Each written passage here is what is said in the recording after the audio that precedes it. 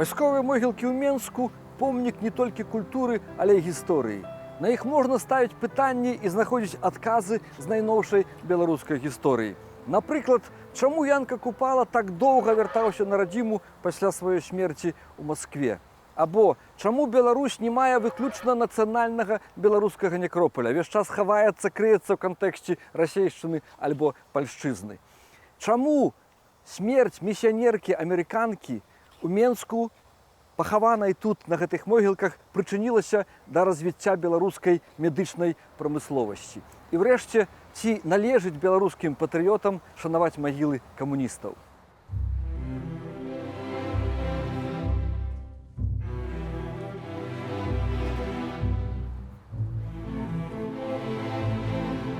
Першыя звесткі пра вайсковыя могілкі ў Менску сягаюць 40-х гадоў 19 стагоддзя. Яны ўзніклі пры вайсковым шпіталі на ўскраіне Менску ў мясцовасці пад назвай Доўгі Брод. Сёння гэта летні цэнтр горада з адрасам вуліца Казлова, 11. Могілкі былі спецыяльна закладзеныя для пахавання расейскіх вайскоўцаў з аддзелаў, якія стацыянавалі ў Менску. Да канца 19 стагоддзя яны ўжо былі запоўненыя, і ў 1895 годзе урачыста асвяцілі новадалучаную частку, якую назвалі новымі вайсковымі могілкамі. Тут у 1896-98 годах была збудаваная царква Александра Неўскага ў гонар расейскіх вайскоўцаў, загінуўшых у расейска-турэцкую вайну 1877-78 гадоў. Царква атрымала статус палкавога храма для 119-го каломенскага палка, які быў адмыслова пераведзены ў Менск у час антырасейскага паўстання 1863-64 гадоў. Сёння вайсковыя могілкі ў Менску займаюць плошчу 4 гектары 2 ары, належаць спецыялізаванаму камбінату камунальна-бытавой абслугі. Новыя пахаванні не праводзяцца. Дазваляюцца адно дапахаванні для бліжэйшых сваякоў і толькі в урне пасля крэмацыі. Сергей, гэта хіба адзін з самых святых куточкаў у Беларусі? Бясспрэчна, калі браць уласна беларушчыну, беларускі дух, то это бясспрэчна самае важнае месца, самы важны некропаль, як сказаў паэт Рыгор Семашкевіч, тут маршалы нацыі спяць. І вось адзін з іх. Так, гэта Якуб Колас, які да таго пахаваў тут сваю любімую каханую жоначку з кранальнай эпітафіяй, і быў усталяваны помнік адразу працы народнага скульптара Беларусі Заіра Азгура. І, конечно, і нават для Азгура в пэўным сэнсе это, конечно, шэдэвр, адзін з самых лепшых не проста помнікаў на гэтых могілках, але і адзін з шэдэвраў скульптара. І тут побач з маці і бацькам з Якубам Коласа знайшлі свой спачын і два сыны Якуба Коласа, Даніла і сёлета адышоўшы ад нас Міхась. Рэдкі выпадак для выбітных беларусаў, блізкія ўсе ляжаць побач. Так, насамрэч, это тым больш, калі мы гаворым пра тыя часы, пра 20-е стагоддзя, калі все апынуліся распетраныя па далёкіх краях. Пэўны час былі гаворкі актыўныя аб пераносе сюды магілы Максіма Богдановича. Конечно, каб быў тут і Максім Богданович, то кола б замкнулася, мы б мелі такую карону з усіх самых выбітных дзеячаў нашай нацыі, стваральнікаў сучаснай Беларусі.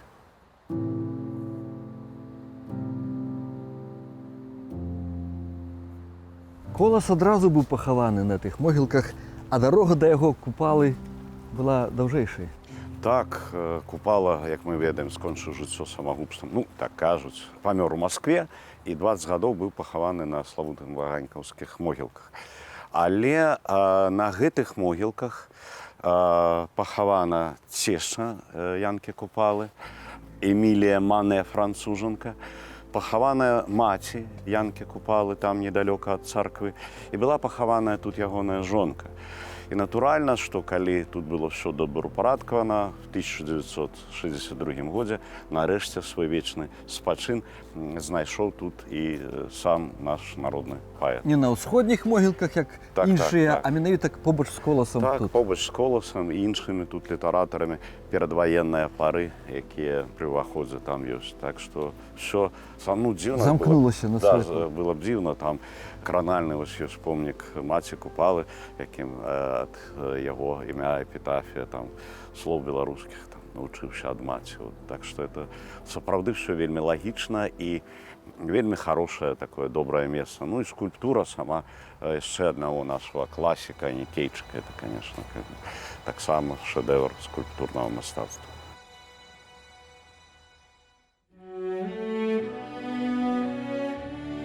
Становішча ў БССР класікаў беларускай літаратуры Янкі Купалы і Якуба Коласа было амбівалентнае. Іх нібыта афіцыйна шанавалі, але адначасова трымалі на падазрэнні як патэнцыяльных ідэолагаў беларускага нацыяналізму, сачылі за імі і змушалі да ўслаўлення камуністычнага ладу. Народныя паэты, як маглі, супраціўляліся. Купала ў таямнічых абставінах загінуў у Маскве ў 1942 годзе. Колас памёр у 1956 і да апошніх дзён змагаўся супраць русіфікацыі ў савецкай Беларусі. Мемарыял народных паэтаў, паводле свайго размяшчэння і высокай мастацкай вартасці, выдатная мясціна для разнастайных урачыстасцяў. Ці то пасвячэнне ў студэнты беларускай філалогіі, ці ўступленне ў саюз беларускіх пісьменнікаў, ці то экскурсій школьнікаў з усёй краіны. Але пакуль што тут амаль нікога не відно, пануе цішыня і спакой. Сергей, тут пахавана шмат творчай інтэлігенцыі, пісьменнікі, мастакі, кампазітары. Так, ну перадусім, ну як мне мастацтвазнаўцу, я падцеміў Якова Кругера, чыё імя впісана в сусветную гісторыю мастацтва, дзякуючы ягоным вучням Хаяму Суціну, Міхаілу Кікоіну і тузіну выбітных мастакоў Беларусі, якія пазней сталі заслужанымі народнымі. Вось недавно ягоная магіла была паноўленая, і гэта тое месца, куды можна прыводзіць людзей з Парижа. Сергей, а што ты думаеш пра беларускіх нацыянал-камуністаў? Гэта былі розныя людзі, сярод іх былі абсалютна шчырыя, сумленныя асобы, але яны гралі не па сваіх, а па чужых правілах. І іхныя лёсы для нас добры ўрок. Нягледзячы на індывідуальныя рысы характару, можна агулам сказаць пра некаторых беларускіх камуністаў высокага рангу, што яны шчыра працавалі на Беларусь і верылі, што толькі пры савецкай уладзе беларускі народ рэалізуе свой нацыянальны патэнцыял і займе пачэсны пасад між народамі. Не разумелі, што Савецкі Саюз, тая ж расійская імперія, турма народаў толькі ў новым ідэалагічным абліччы, за што і паплаціліся сваімі жыццямі. Былі зацкаваныя за гэтак званы нацыянал-дэмакратызм. Всевалад Ігнатоўскі, прэзідэнт Акадэміі навук, застрэліўся ў 1931 годзе, Александр Чарвякоў, старшыня ўраду БССР, застрэліўся ў 1937. У адной з брацкіх магілаў спачуваюць маладыя людзі, якія загінулі ў выніку выбуху ў будынку тэатра ў 1943 годзе. Што гэта за гісторыя? Гэта цёмная гісторыя, як адзін з шматлікіх сюжэтаў цьмяных тае вайны і нашай наогул ўсёй гісторыі 20-го стагоддзя. Былі забітыя тузін маладых людзей, траіх з якіх не апазналі, а сярод апазнаных быў сын славутай нашай паэткі Наталі Арсеньевай.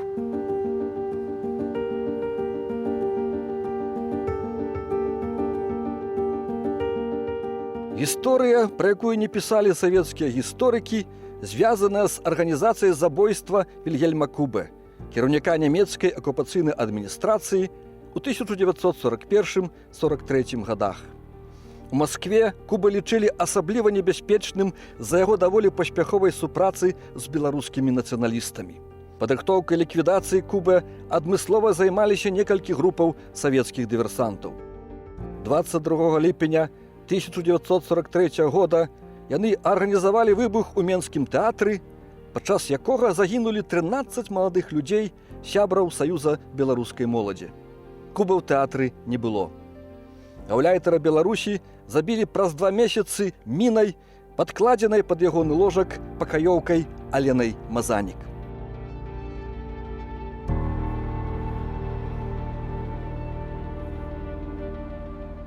Была гучная гісторыя з гэтак званым упарадкаваннем старых магілаў, а фактычным іх знішчэннем. Ну, натуральна, што старажытныя могілкі ў цэнтры горада за савецкім часам улягалі знішчэнню, былі знішчаны савецкі час. Многія магілы, многія агароджы прапалі высокамастацкія, але ніхто не чакаў, што это будзе адбывацца ў наш час у незалежнай Беларусі. І дзякуючы рупнасці Павла Каралёва, супрацоўніка музея Янкі Купалы, была створана абсалютна нефармальная ініцыятыўная група, і людзі прыходзілі сваімі рукамі, аднаўлялі, паднаўлялі, ратавалі дзесяткі гэтых пахаванняў, выратавалі многія агароджы, высокамастацкія крыжы і так далей. І трэба тут, конечно, сказаць вялікі дзякуй Павлу Каралёву і ягоным паплечнікам. У 2018 годзе так званы гаспадар вайсковых могілак спецкамбінат камунальна-бытавой абслугі распачаў шырокамаштабнае знішчэнне старых магілаў пад выглядам добрапарадкавання могілак. Дамантаваліся унікальныя агароджы і надмагіллі. Былі выпадкі, калі людзі, не знайшоўшы магілы блізкіх, выклікалі міліцыю. На заклік супрацоўніка музея Янкі Купалы Павла Каралёва валанцёры распачалі працы па рэстаўрацыі і рамонту старых надмагілляў і агароджаў, і такім чынам шмат іх уратавалі. Вандалізм удалося спыніць, калі на заявы адрэагавала пракуратура, знайшоўшы парушэнне патрабаванняў заканадаўства аб гісторыка-культурнай спадчыне.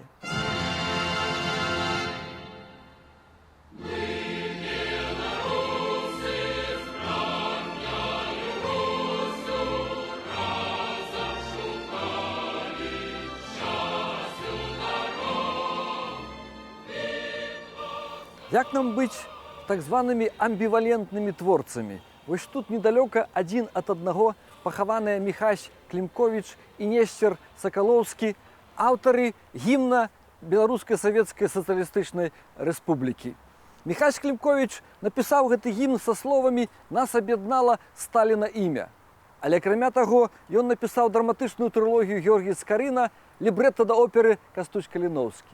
Несцер Сакалоўскі, які напісаў музыку да гімна БССР, які да сёння з'яўляецца, гэта музыка з'яўляецца ў гімне Рэспублікі Беларусь, апрацаваў, акрамя таго, каля 500 беларускіх народных песен і напісаў магутнейшую песню, неафіцыйны гімн, я лічу, нашай краіны «Ой, Нёман». Ой, Нёман, ой, батька любимый, як сонце, як день дорогий, костями звяругал шалёный, усланы твои бераги.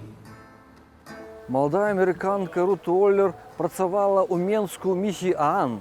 Гэтая місія пасляваеннай Беларусі пастаўляла прадукты, адзенне, медыцынскія прэпараты. У 1946 годзе гэтая дзяўчына выратавала з вады 3 беларускіх хлопчыкаў, якія тапіліся на лошадскім вадасховішчы, неўзабаве захварэла і памерла. У выніку разгарэлася дыскусія, нагалоснілася праблема адсутнасці медпрэпаратаў у Беларусі, і ўжо праз год з амерыканскай дапамогай быў адкрыты першы менскі пеніцылінавы завод. Падчас Другой святовай вайны у 1943 годзе краіны антыгітлераўскай кааліцыі стварылі ЮНРА, адміністрацыю дапамогі і аднаўлення краінаў, пацярпелых у вайне. У 1945 годзе да яе далучылася Беларусь, і ў зруйнаваную краіну пацякла амерыканская дапамога. Прамысловае і будаўнічае абсталяванне, адзенне і харчаванне. Адных прадуктаў было пастаўлена больш 100 000 тонн. Місія ЮНРА размясцілася ў лошыцкай сядзібе. Маладая амерыканка Рут Уоллер працавала сакратаром місіі і аднойчы выцягнула з лошыцкага става 3 хлапчукоў, якія пачалі тапіцца. Прастудзілася і памерла ва ўзросце 25 гадоў з адсутнасці адпаведных лекаў. Таму Злучаныя Штаты Амерыкі ў 1946 годзе перадалі Беларусі поўнае абсталяванне навейшай пеніцылінавай фабрыкі, якая стала асновай фармацэптычнай вытворчасці краіны. Доўгі час дзейнасць місіі ў Савецкім Саюзе замоўчвалася, бо саветы вялі супраць амерыканцаў халодную вайну. У незалежнай Беларусі памяць пра Рут Воллер шануецца, а магіла даглядаецца.